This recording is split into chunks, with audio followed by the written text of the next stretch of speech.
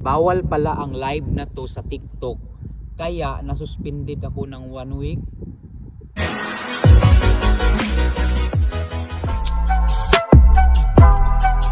Hello, welcome back na naman dito sa akin channel kabayan, Marpakiros TV. Kung bago ka pa lang dito sa akin channel, huwag mong kalimutan na mag-subscribe sa aking channel kasi marami tayong ibibigay na mga tips. Ngayon kabayan, alam nyo naman dito sa title na medyo bawal talaga kabayan yung live, magla-live ka sa TikTok na ganito yung gagawin mo. I-share ko sa inyo kabayan kasi first time kong nasuspended ng 1 week. Alam nyo naman dito kabayan na kumikita tayo ng pera sa TikTok sa pamamagitan ng pagla-live. Kumikita tayo dahil yung mga followers natin ay nagbibigay ng gift, nagbibigay ng corgi, nagbibigay ng flowers, nagbibigay ng mga heart. Kaya meron tayong kita dito sa TikTok. Pero kabayan, one time na nag-live ako ay talagang suspended at na-remove yung live ko. So sasabihin ko sa inyo kung bakit ito na-remove. Kasi kabayan, yung ginawa ko na time na yon, meron akong battle match kabayan. Meron akong ibang TikTokers na kamatch ko. Yung tipong yung time na yon ay kailangan namin mag-match talaga kabayan.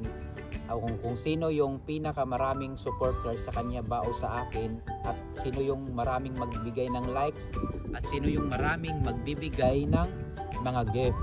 So yung time na yon nagla-live ako kabayan, 5 minutes lang ako nag-live at ni-remove ni TikTok kabayan.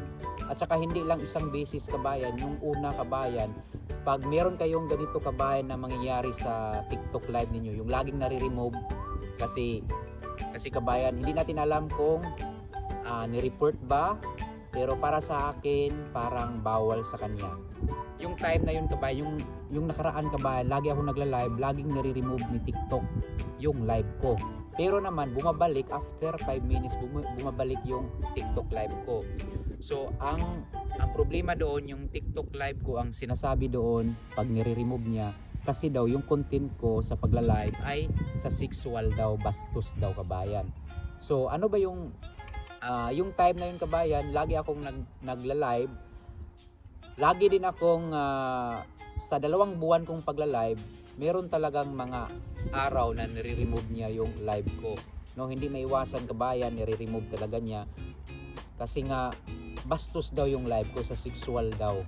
So hindi daw pinapayagan nila sa kanilang TikTok na merong ganong gawain. Kahit ano lang naman, simpleng ginawa ko lang kabayan, pero talagang mag-careful kayo para hindi maalis yung TikTok account ninyo. Ngayon kabayan, lagi ako nagla-live. One time kabayan ay nasuspended ako ng 1 week. So bukas siya babalik. Sana makapag-live ako bukas. Kasi December 26 ngayon, December 27 dapat makabalik ako sa live.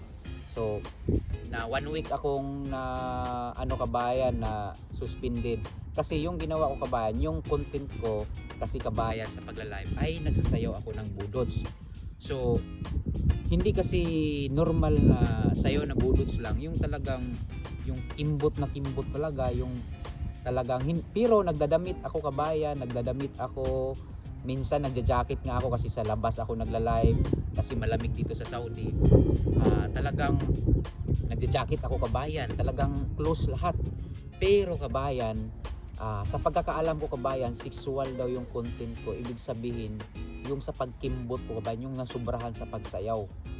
So nagsasayaw ako ng budots kabayan, pero naka-jacket naman ako lahat. Minsan nga nakabunit ako kasi nga malamig sa labas. Pero nire-remove ni TikTok. Yung time na yun, hindi na ako nakabalik mag-live kasi yung dati na ni-remove ako, 5 minutes lang makabalik ako. Pero yung time na yun, hindi na ako nakabalik kabayan. 1 week suspended dahil sa sexually na content ko daw sa pagla-live ko, hindi daw pwede. So hindi natin alam kung bawal ba talagang sumayaw na ganun, or meron lang talagang nag-report sa akin na mga basher. Pero para sa akin kabayan, siguro hindi ako ni-report. Siguro bawal talagang sumayaw na sobra, yung tipong may time din kabayan na meron ding time kabayan nung pag nagla-live ako kabayan, hindi ko pinupost yung live ko.